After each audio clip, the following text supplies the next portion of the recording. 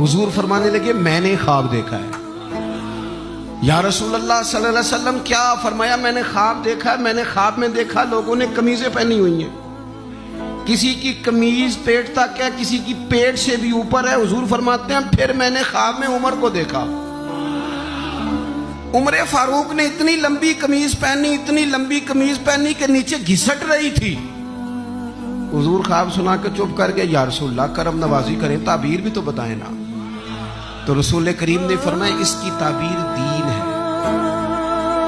गोया फरमा रहे इतना लंबा कुर्ता हजरत उमर ने पहना है कि उमर तो दीन के अंदर लिपटे हुए हैं। सिरापा दीन, उठना दीन, बैठना दीन, बोलना दीन, आना दीन, फैसला करना दीन।